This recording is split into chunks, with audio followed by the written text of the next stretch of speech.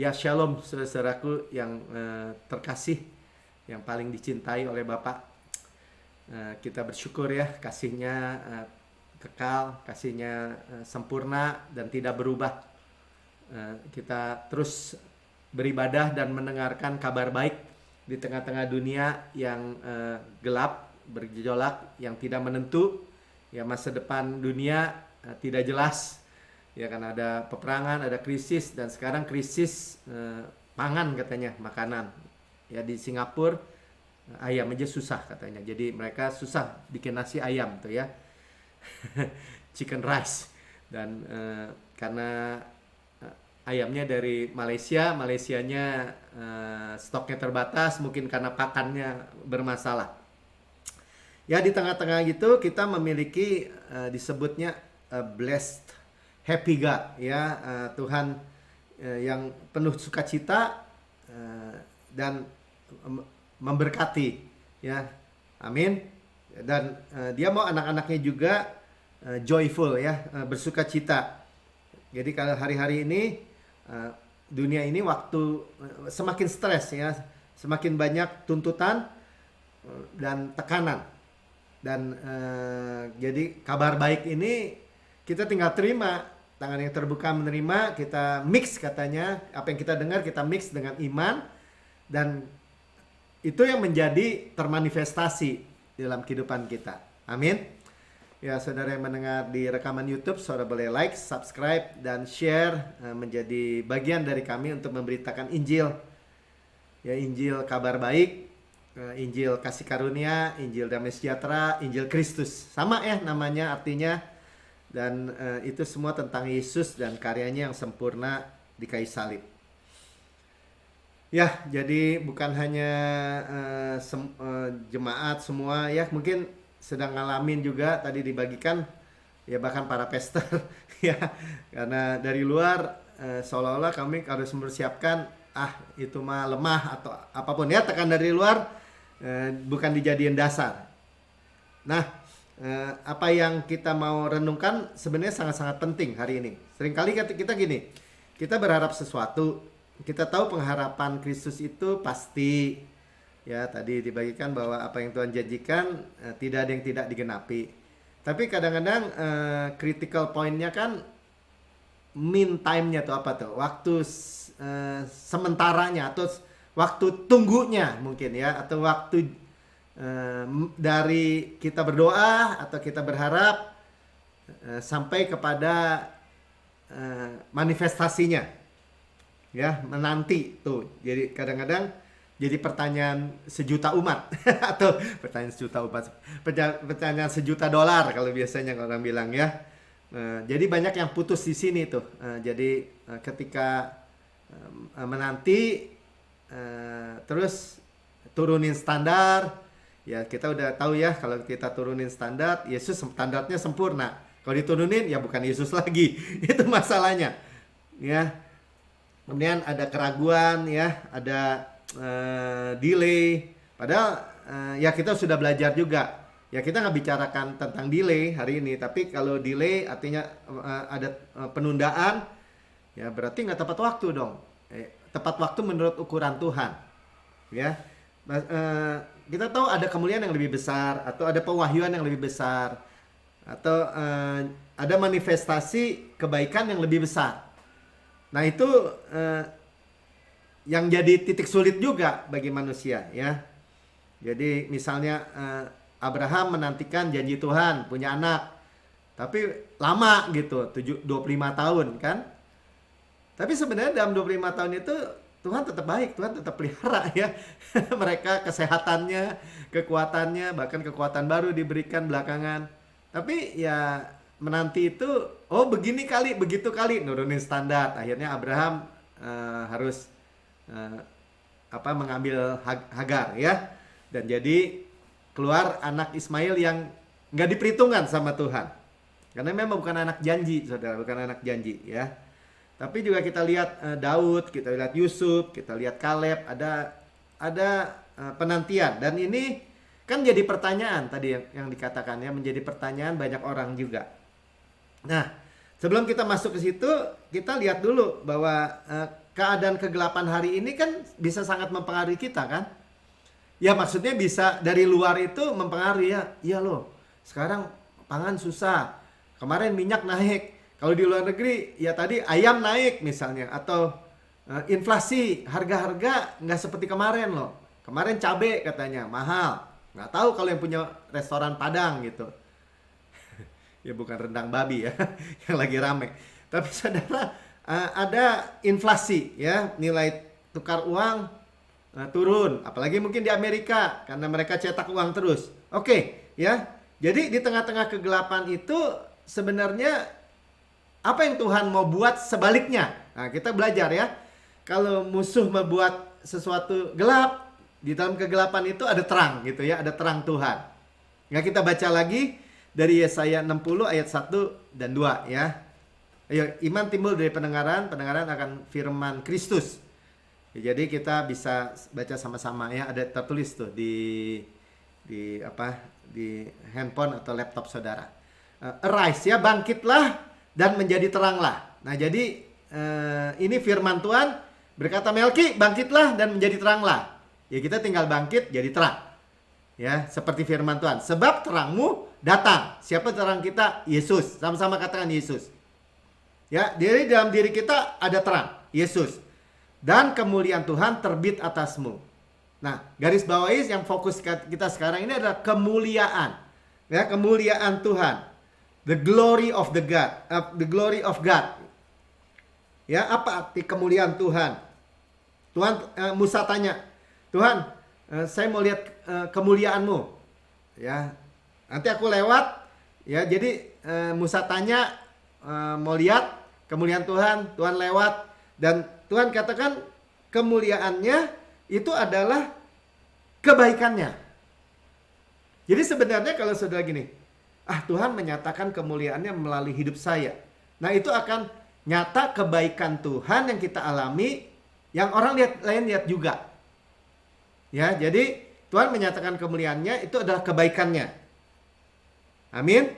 Ya, jadi Yesus adalah the goodness of God atau kebaikan Tuhan itu tadi arise ya, bangkit di atas kita. Yang percaya katakan amin. Ya, jadi kan kenyataannya seperti itu kan? Sebab sesungguhnya kegelapan menutupi bumi. Kita lihat kegelapan kok makin gelap ya. Dan kekelaman menutupi bangsa-bangsa. Akibat perang Rusia Ukraina, jadi banyak tekanan ya, bangsa-bangsa ini udah titiknya. Kemarin saya dengar katanya saham jatuh, nggak tahu di Amerika atau di luar negeri ya. Tetapi terang Tuhan terbit atasmu. Jadi Tuhan selalu berbuat kebalikannya. Nah, kita tinggal bilang ini, amin Tuhan, saya percaya. Ya, kemuliaan-Mu, ya kemuliaan dan kemuliaannya menjadi nyata atasmu. Jadi kebaikannya, sama-sama katakan kebaikannya menjadi nyata atas kita. Yang percaya katakan amin ya. Jadi tinggal amin, terima. Jadi kita gampangnya gini, gelap, jangan takut gitu. Jangan takut.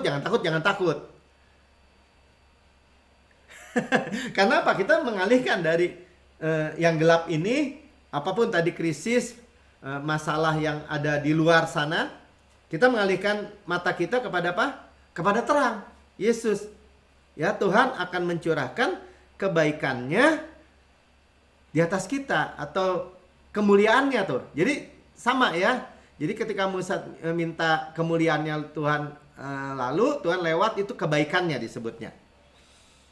Ya, dan kita akan melihat dari 1 Petrus 5. Kan kita mau tanya tadi, kebaikannya Pak, nanti lama lagi, nanti tunggu lagi, nanti saya keburu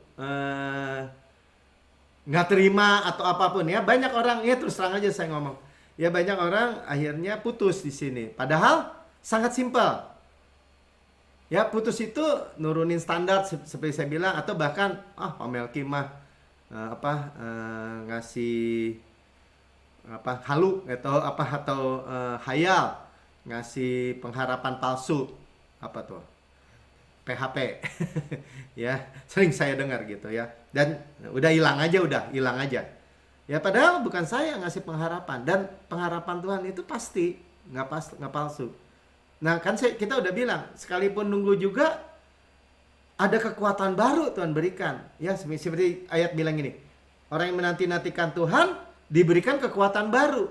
Kekuatan baru itu exchange power, kekuatan yang ditukar. Jadi kekuatan bukan kekuatan kita, kekuatan Tuhan. Amin.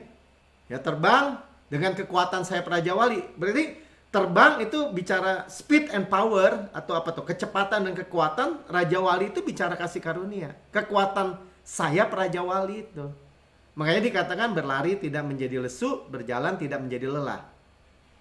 Kalaupun saudara perlu speed, lari nggak lesu. Jalan nggak menjadi lelah. Enak ya yang suka lari-lari itu. Seringkali saya praktekkan juga. Tapi bukan berarti artinya gini, ya itu Pak, arti rohani, kok Bapak jadiin arti jasmani? Sama aja saudara bagi saya. Ya, nah, jadi surat Petrus, kita tahu Petrus ya. Sebelum jauh saya cerita dulu Petrus. Petrus memiliki pengalaman apa yang dia katakan. Nanti akan kita baca ya ayat 6 sampai 7. Dia memiliki pengalaman bagaimana dia jalan di atas air, karena Tuhan bilang, Tuhan kalau engkau suruh aku jalan di atas air. Terus Tuhan bilang ini, ayo datang, come.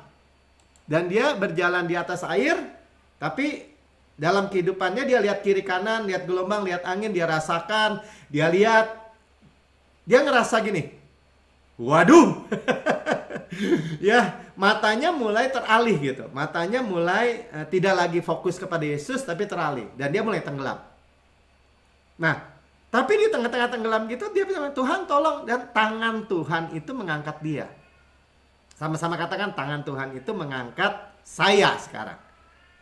Nah, kita akan lihat di situ ya. Perhatikan baik-baik. Ini sangat-sangat penting. Akan menjawab banyak hal dari segala yang kita alami. Nah, Petrus juga punya pengalaman. Dia nyangkal Yesus 3 kali. Nah, itu udah down banget dia itu. Kenapa? Udah Yesus bilangin, udah dia sombong lagi. Dia ngomong kegedean. Tuhan bilang, kamu pasti menyangkal aku sebelum ayam berkokok. Dia bilang, enggak. Iya, enggak, saya mati bersama engkau. Dia lebay, udah. Dia menyatakan kasihnya kepada Tuhan. Tapi gagal total. Kan malu kan? Nah, tapi Tuhan angkat lagi dia. Nah, ini kita akan perhatikan. Orang yang memiliki pengalaman dengan Yesus seperti inilah yang menulis ayat ini. Ya, perhatikan ya. Ayat 6 kita baca sama-sama. Karena itu rendahkanlah dirimu di bawah tangan Tuhan yang kuat, supaya kamu ditinggikannya pada waktunya. Sampai di sini dulu. Ya. Kita dibilang firman ini bukan bilang ini, rendahkanlah dirimu di hadapan Tuhan, bukan. Ya, rendahkanlah dirimu di hadirat Tuhan, bukan. Jelas dikatakan, rendahkanlah dirimu, ya, humble yourself di bawah tangan Tuhan yang kuat. Jelas ya, sama-sama katakan tangan Tuhan yang kuat. The mighty hand of God. Nah, jadi kita jelas ya kenapa kita merendahkan diri kita di bawah tangan Tuhan yang kuat. Artinya apa kaitannya? Rendahkanlah dirimu, ya, jangan pakai tanganmu sendiri yang kecil. Amin. Ya, jangan pakai tangan kita sendiri yang terbatas. Kita nggak sanggup. Banyak salah, banyak gagal. Tapi Tuhan katakan melalui Petrus, Tuhan melalui Petrus ini di bawah tangan Tuhan yang kuat. The mighty hand of God. Ini kunci yang pertama, saudara. Segala perkara kalau tangan Tuhan, tangan kanan Tuhan, tangan kekuatan Tuhan, yang beresin, beres nggak? Beres ya. Ya, jadi bukan, sekali lagi, bukan, ayat ini tidak berkata rendahkanlah dirimu di bawah hadirat Tuhan, bukan.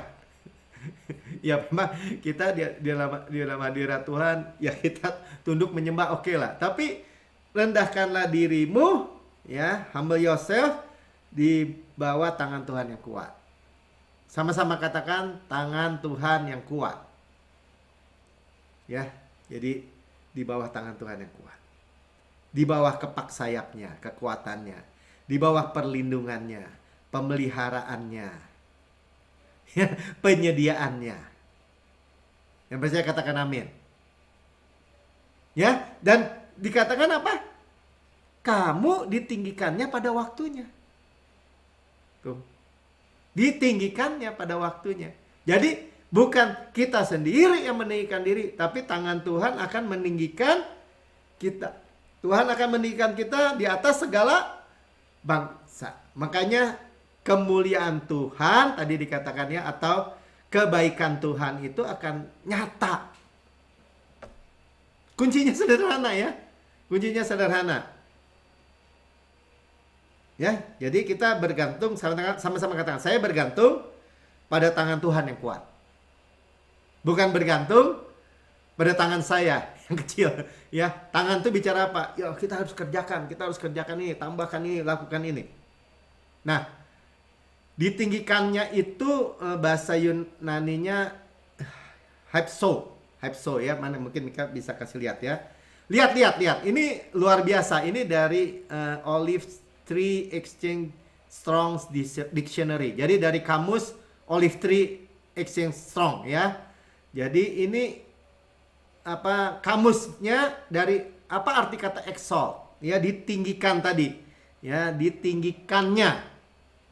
Saudara, kita amazed, wow, sama-sama katakan wow. Ya, dikatakan gini, satu ya, A tuh lihat ya, kan exalt ditinggikan, diangkat, lift up diangkat ya, to raise to the very summit opulence and prosperity. Jadi ketika kita ditinggikan, kita tuh diangkat ya, ditopang gitu, diangkat ke puncak, very summit, ke puncak yang tertinggi. Dari apa? Dari opulence itu kemewahan, saudara. Kemewahan dan kemakmuran. Wah, Injil kemakmuran, nggak masalah saudara. Emang Injil memakmurkan saudara. Ketika saudara dan saya merendahkan diri di bawah tangan Tuhan yang kuat tadi, kita diangkat ya di puncak kemewahan. Jadi kalau ada kemewahan yang paling puncak gitu. Terus kalau ada kemakmuran yang paling puncak. Yang mau katakan amin. Saya juga mau. Katakan mau. Amin. Ya, pengertian yang B sama juga luar biasa ya. To exalt ditinggikan, to raise diangkat kepada dignity. Dignity itu apa? Martabat, kehormatan, honor tuh. Honor, dignity, honor ya saudaranya. And happiness. Joy. Makanya kita tadi di awal katakan apa? The blessed joyful God. Ya, kita memiliki Tuhan yang memberkati dengan penuh sukacita. Dia mau anak-anaknya happiness, happy, honor, terhormat, dan memiliki dignity, ya, martabat, kehormatan. Itu artinya ditinggikan. Saudara ditinggikan seperti itu ketika tangan Tuhan yang kuat mengangkat saudara dan saya. Itu artinya. Yang percaya dan mau dan menerima dan mau menikmati, katakan amin. So be it, amin. Amin. Jadi dengan kita mau, Tuhan saya nggak sanggup, tangan saya cuma segini, nggak sanggup Tuhan, tapi Engkau sanggup. Saya merendahkan diri saya di bawah tangan Tuhan yang kuat. Tuhan angkat seperti itu. Luar biasa ya. Jadi tangan Tuhan mengangkat kita dari stres kepada happiness. Stres lagi enggak? Enggak. Ya, di tempat bermartabat, di tempat terhormat, honor tadi. Ya, jadi yang pertama kita melihat ya, ketika ada situasi atau perkara yang terjadi di luar kita, sekeliling kita, ya, keadaan genting bahkan, keadaan mencemaskan, sebenarnya itu waktunya kita merendahkan diri di bawah tangan Tuhan yang kuat. Tersedia. Saya ingat ya, setiap kali dulu waktu Sharon lahir, ya dia kan masuk harus dioperasi. Ketika saya baru berdiri aja di bawah tangan Tuhan yang kuat, selalu ada tantangan gitu. Tapi kalau kita terus, Tuhan saya nggak sanggup, saya nggak mau urusin, saya nggak mau denger deh, tetap aja saya lihat Tuhan. Selalu, saya katakan ya, selalu ada kemuliaan. Amin. Ya, jadi katakan, saya taruh diri saya ya di bawah tangan Tuhan yang kuat. Saya taruh diri saya, perkara saya, persoalan saya, persoalan keuangan, persoalan kesehatan, apapun saudara sakit apa atau ya, di bawah tangan Tuhan yang kuat. Dan Tuhan akan tinggikan, exalt tadi. Hipso. Ya. Ada kemakmuran, ada kemewahan. Ada honor, ada kehormatan, ada martabat, ya, dan saudara happy, ya. Jadi bukannya nggak happy. Amin. Ya, jadi dari sisi Tuhan, Tuhan mau meninggikan kita. Sama-sama katakan, Tuhan mau. Ya. Jadi jangan pakai lagi, diulang lagi ya, diulang-ulang nih. Jangan pakai tangan kita yang terbatas atau kecil. Ya, yang banyak salah, banyak gagal. Jangan mau. Ya. Bahkan kalau tadi ada kesaksian ya, kalau kita mau pakai kekuatan sendiri, Tuhan kan saya nggak sanggup. Ya banyak hal lah. Saya juga sebagai suami, sebagai orang tua, pakai papa, anak-anak, atau sebagai gembala gitu ya. Banyak kan? Mau berbuat yang berbaik aja kadang-kadang malah terbalik-balik gitu. Terus bilang, aduh Tuhan, kelemahan saya nih, kekurangan saya. Tapi saya nggak pakai, pikir-pikir lagi nggak mau pakai tekad saya, karena udah tahu kalau pakai tangan saya nggak akan sanggup. Seperti Roma 7 ayat 15 yang dikatakan. Sebab apa yang aku perbuat, aku tidak tahu. Frustrasi kan? Karena bukan apa yang aku kehendaki yang aku perbuat, tetapi apa yang aku benci, itulah yang aku perbuat. Pernah nggak? Ya udah mengalami seperti itu. Ya, nggak mau tapi tetap dilakukan. Nggak mau tapi tetap jatuh. Ya udah, kan lebih baik kita belajar. Ya, tadi kalau diteruskan ayatnya lempar kan kepada Tuhan. Kita belum sampai situ ya. Ayat 7-nya tuh dari 1 Petrus 5 tadi yang kita sering juga dengar. Ya. Tuhan saya nggak sanggup, tapi engkau sanggup. Ya, tuh di ayat 7-nya kan. Serahkanlah segala kekhawatiranmu, casting all your care kepadanya, sebab ia yang memelihara kamu. Nah, inilah jawabannya. Jadi selama kita menunggu manifestasinya terjadi, ya serahkan terus. Saya nggak sanggup Tuhan. Ini lagi. Saya nggak sanggup Tuhan, tapi engkau sanggup. Jangan lupa saudara. Sama-sama katakan yuk. Saya tidak sanggup, tetapi engkau sanggup. Nah, anak kalimat engkau sanggupnya penting saudara. Itu tangan Tuhan yang kuat. Tuhan bukan urusan saya. Bukan tangan saya, bagian urusan saya. Bukan urusan saya, tapi urusanmu. Nah, sementara itu ada waktu sementara, ya itu yang kita lakukan. Ayat 7 ini. Cast, lempar semua kekhawatiranmu atau kepedulianmu. Percaya aja, pokoknya kalau itu penting buat kita, penting buat Tuhan. Ya. Itu yang kita tahu, ya. Jadi confess gitu. Akui. Ya, kalau kaitan dengan akui kegagalan kita, ya kayak tadi Tuhan kan buktinya tuh Rasul Paulus bilang, Paulus saja waktu menjadi Saulus, aku bukan aku yang ingin aku buat, yang aku buat. Yang aku nggak mau, ya jatuh lagi. Ya gagal.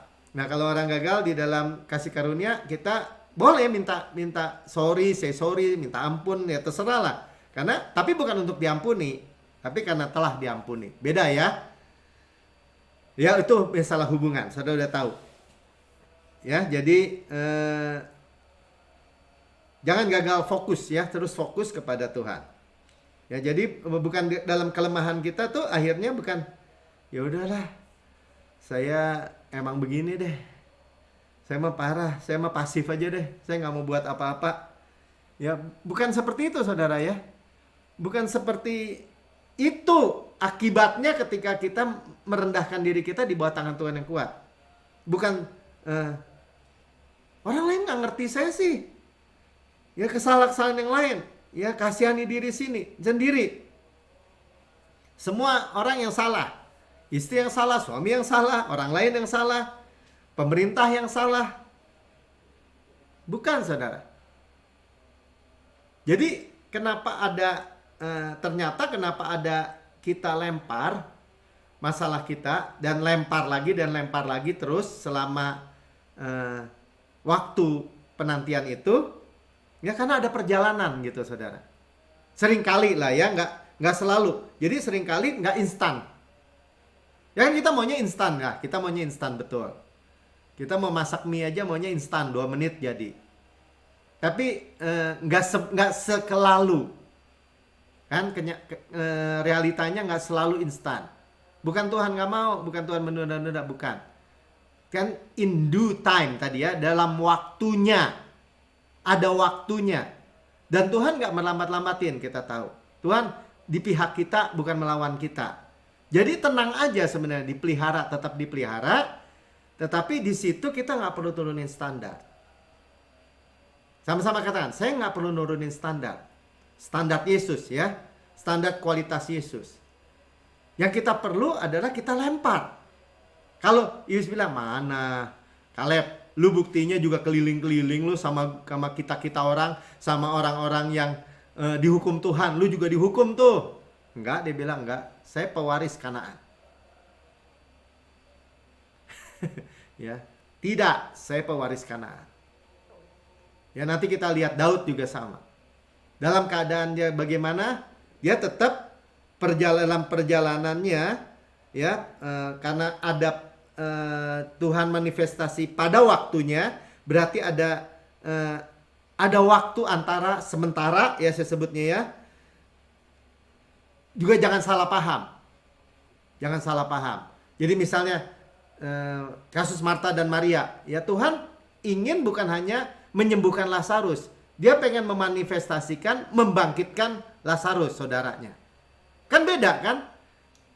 Antara sakit sembuh sama mati bangkit gitu. Nah, Tuhan mau memperlihatkan bahwa dia itu memahyukan dirinya bahwa dia adalah kebangkitan dan hidup. Sehingga kita bisa ngerti, sekarang kita hidup gak bisa mati lagi. Karena dia adalah kebangkitan dan hidup, Zoe. Gak bisa mati lagi, gak bisa. Kecuali ya yang kita yang mau. Soalnya ada juga tuh kemarin ada teman ya udah meninggal sih. Dia bilang ini, Pak Melki, saya mah gak mau umur panjang. Saya berdoa tiap hari, Tuhan saya mau mati aja. Ya belakangan saya tahu banyak masalah. Ya, ada orang begitu. Nah, tapi Marta Maria salah paham. Ya kami tahu kalau engkau datang awal, saudaraku nggak mati. Tuhan bilang aku kebangkitan dan hidup. Kalau nanti Tuhan akan bangkitkan. Jadi kalau nggak masa lalu, masa depan. Hari ininya enggak. Ya, saudara, ada perjalanan, tidak instan ya. Begini. Tidak selalu instan gitu. Seringkali ya, bahkan seringkali ada journey-nya, ada waktunya ya. Ini yang kritis, sekali lagi, ini yang kritikal. Ya, jadi belum termanifestasi, terus kayaknya terlambat. Nah, kalau dibilang pada waktunya pasti nggak? Pasti, sama-sama katakan pasti. Ya, tetapi selama waktu sementara itu terus lempar. Keep on casting, lempar. Sama-sama katakan lempar. Ya, ini contoh Daud nih, kan tadi saya bilang Daud bahwa Daud adalah orang yang menaruh fokusnya hanya menaruh Yesus, menaruh ark kan tabut perjanjian itu gambaran Yesus di pusat di Yerusalem. Dan dia dijadikan Tuhan itu adalah seseorang yang berkenan di hati Tuhan. Orang luar biasa ya. Saudara juga sama nih. Ketika saudara fokus Yesus saja, menempatkan Yesus di pusat segala aspek kehidupan saudara, saudara disebutnya orang sama seperti Daud ya, yang berkenan di hati Bapa. Ya, terkasih berarti ya. Daud itu beloved artinya. Oke? Nah, 1 Samuel 21. Nih, dia di orang yang berkenan dan akan menjadi raja di Israel. Dia tapinya posisinya sekarang adalah buronan Raja Saul. Karena iri Raja Saul. Berarti ada waktu sementara. Dan bahkan waktu sementaranya ini ngeri juga ya. Mengerikan. Ini ekstrim nih saudara. Kita baca ya. Kemudian bersiaplah Daud dan larilah dia pada hari itu juga dari Saul. Sampailah dia kepada Akis, Raja kota Gad. Kalau saudara dengar kota Gad, itu tempatnya siapa? Ya betul, ya tempat Goliat, kotanya Goliat. Ya Goliat dari Gad. Ini Akis rajanya, larinya ke situ lagi. Buronan Raja Israel, Saul larinya ke tempat musuh. Kemudian bersiaplah Daud. Udah, pegawai-pegawai Akis berkata kepada tuannya, ketangkep lagi. Bukankah ini Daud raja negeri itu, raja Israel? Bukankah tentang dia orang bernyanyi berbalas-balasan dan sambil menari-nari demikian? Saul mengalahkan beribu-ribu musuh, tetapi Daud berlaksa-laksa. Siapa yang dikalahkan? Ya, orang Filistin itu. Ya, ngeri nggak dia? Ketangkep sama musuh yang tahu bahwa orang meninggi-ninggikan memuja-muja Daud sampai seperti ini. 12. Daud memperhatikan perkataan itu. Gemeter nggak kalau dia ditangkap musuh dengerinnya kayak gitu? Dia menjadi takut sekali kepada Akis, raja kota Gad itu. Ya, jadi perhatikan ya. Dia dengar suara dari luar, dia sangat takut. Jadi ini benar-benar sangat stres situasinya, posisinya sangat depresi, ketakutan, ya, dan ngeri, ya pasti sangat-sangat bahaya, dipermalukan habis, luar biasa, ya, ditangkap tapi terus dilepas. Nah kita lihat ya, 13. Sebab itu ia berlaku seperti orang yang sakit ingatan di depan mata mereka, dan berbuat pura-pura gila di dekat mereka. Ia menggores-gores pintu gerbang, ya, cakar-cakar gitu, dan membiarkan ludahnya meleleh, yang ngacai-ngacai gitu ya ke janggutnya. Karena saking situasinya begitu kritis. Ya. Terus ya kita lanjutin aja terus ya. 14. Lalu berkatalah Akis kepada para pegawainya, tidakkah kamu melihat bahwa orang itu gila? Mengapa kamu membawa dia kepadaku? 15. Kekurangan orang gila kah aku? Maka kamu membawa orang ini kepadaku supaya ia menunjukkan gilanya dekat aku. Patutkah orang yang demikian masuk ke rumahku? Ya dia udah gak tahu harus bikin apa nih Daud. Dia udah belaga gila aja deh untuk menyelamatkan nyawanya. Tapi sebenarnya saudara, aslinya dia tetap percaya kepada Tuhan gak? Di tengah-tengah perjalanan hidupnya, sementara waktu, ya, dia tetap percaya kepada Tuhan. Mana Pak Melki buktinya? Buktinya belaga gila begitu. Yuk kita lihat di Mazmur 56 ayat 1-5. Untuk pemimpin biduan menurut Raju merpati di pohon-pohon terbantin yang jauh, Miktam dari Daud. Nah dia tulis Miktam ya, Mazmur. Ketika orang Filistin menangkap dia di Gad. Nah ini, jadi di tengah-tengah itu ayat 2 katakan kasihanilah aku. Saudara, zaman perjanjian lama masih Tuhan mercy, minta belas, minta kasihan Tuhan. Sekarang kalau kita minta favor Tuhan, beda saudara memang. Situasi kita ya sudah mati, kita terima favor, bukan belas kasihan. Ya udahlah Melki, lu gua ampuni, udah sana. Lu anak gua, udahlah. Bukan begitu saudara. Kita terima favor lebih luar biasa, ya Allah. Sebab orang-orang menginjak-injak aku, tuh ya diinjak-injak dia waktu itu. Ya sepanjang hari orang memerangi dan menghimpit aku. Ya dia didesak-desak. Kenapa? Karena dia pahlawan orang Israel yang bunuhin berlaksa-laksa orang Filistin. Dan sekarang dia ketangkap lagi. Dibawa lagi kepada rajanya orang Filistin. Gimana takutnya dia? 3. Seteru-seteruku menginjak-injak aku sepanjang hari. Berhari-hari berarti. Ya, atau sepanjang hari minimal. Ya, bahkan banyak orang memerangi aku dengan sombong. Ya mungkin dia diludahin, dia dipukulin. Ya nggak tahu lah. Ya ini ceritanya. Tapi apa yang dia sikap dia? Waktu aku takut, aku ini percaya kepadamu. Saudara perhatikan ya. Waktu aku takut, aku ini percaya kepadamu. Itulah melempatkan diri di bawah tangan Tuhan yang kuat. Kenapa? Karena dia udah nggak bisa apa-apa. Hopeless sudah. Nggak bisa punya pengharapan. Pakai kekuatan apa dia udah seperti itu. Di sana dikejar-kejar, menjadi buronan. Di sini lari ke istana, bahkan dibawa ke istana rajanya orang Filistin yang dia bunuhin sebelumnya. 5. Kepada Allah yang firman-Nya kupuji, kepada Allah aku percaya. Diulang-ulang ya. Takut tapi dia percaya. Aku tidak takut sekarang. Ketika aku takut, aku percaya. Ketika aku percaya, aku tidak takut. Apakah yang dapat dilakukan manusia terhadap aku? Ya, pertanyaan retoris. Pertanyaan retoris adalah pertanyaan yang jawabannya sudah ada di apa. Apa yang dapat dilakukan manusia terhadap aku? Ya tidak ada. Amin. Ya, jadi saudara lihat ya.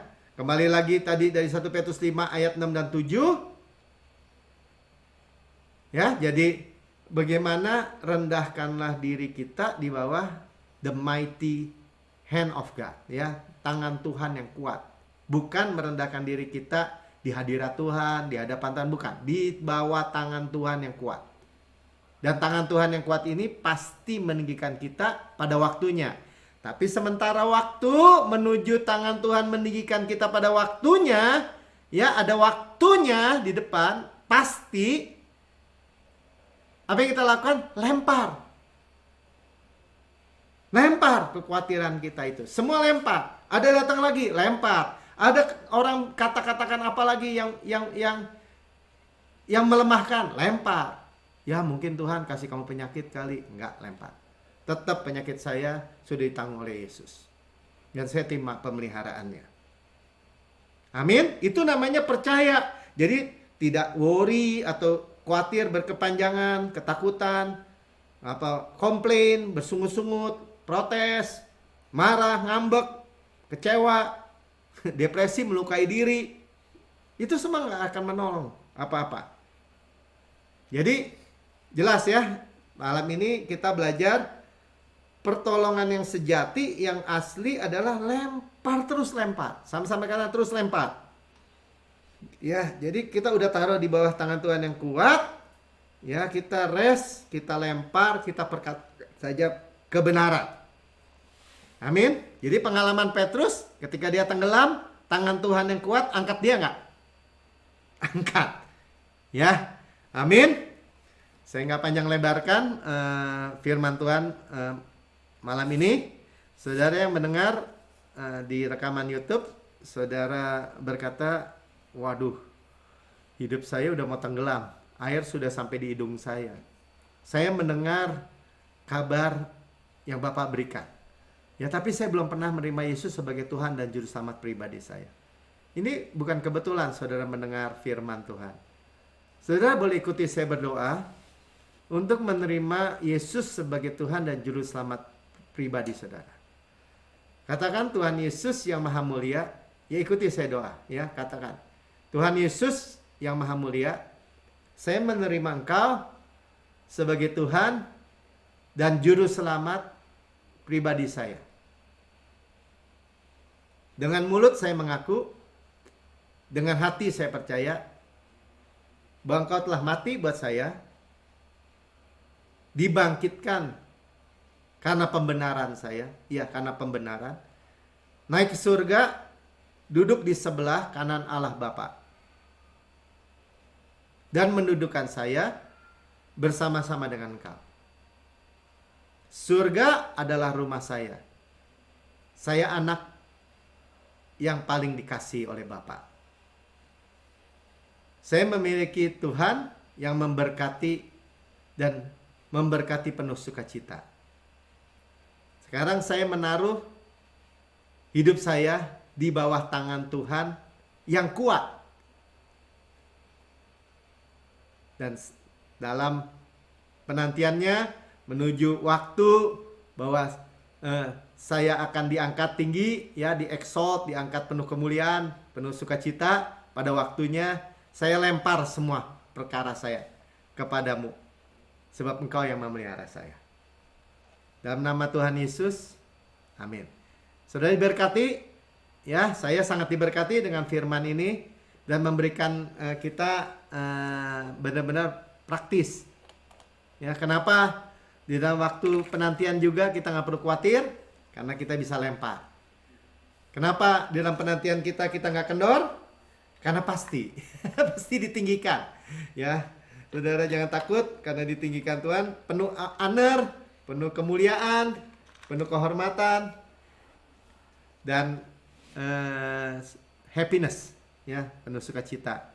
Jadi tenang aja, penuh sukacita. Waktu peninggian Tuhan ada kemakmuran luar biasa. Ya, sudah siapkan roti dan anggur saudara. Kita sehidangan dengan Raja. Kita tadi udah terima air yang jernih, membersihkan debu-debu di kaki kita, dan kita diseka dengan kain lenan halus. Ya, benar-benar hidup kita segar, hidup kita joyful, penuh sukacita, karena kita memiliki Bapa yang penuh sukacita memberkati kita. Saudaraku yang kasih, pada malam Tuhan diserahkan, mari angkat tangan, angkat roti kita di tangan kanan kita tinggi-tinggi. Dia mengambil roti dan memecah-mecahkan dan berkata, ini tubuhku yang diserahkan bagi kamu, perbuatlah ini menjadi peringatan akan aku. Kita memperingati kematian Tuhan sampai Tuhan Yesus datang. Bukan memperingati dosa, tapi memperingati karya Yesus.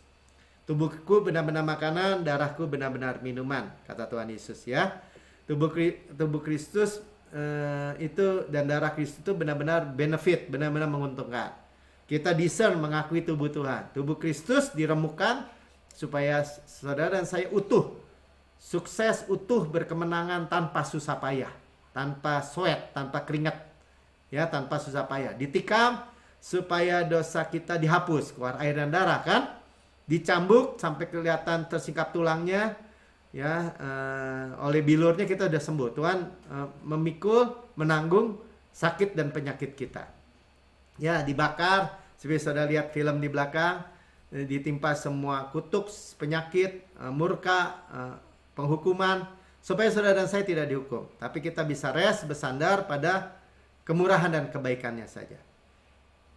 Dan berkata, sebagaimana Yesus di surga, layak terima kuasa dan kekayaan dan hikmat dan kekuatan dan hormat dan kemuliaan dan berkat, demikian kita di bumi sekarang ini. Sehat, kuat, segar, dimudahkan, energik, dinamis. Ya, ada DNA Kristus, Zoe Life, Zoe Kosmos dalam setiap sel, jaringan, anggota tubuh kita. Terima, ya, kesembuhan luar biasa karena kita makan daging Kristus, kekuatannya, paha kanannya, dadanya, kasihnya, roti malaikat, roti pemenang, roti hidup, mana surgawi, hukum roh yang menghidupkan, yang memerdekakan kita dari hukum dosa dan hukum maut. Gandum yang terbaik diolesi butter, ya, butter itu lemaknya bau harum, ya, dan madu dari gunung batu yang manis. Di tengah-tengah dunia yang gelap, yang pahit, yang putus asa, ada keluar yang manis. Madu dari gunung batu, Yesus. Saudaraku yang kekasih, bukankah roti yang kita pecah-pecahkan ada persekutuan kita dengan tubuh Kristus? Amin. Makan dalam nama Tuhan Yesus.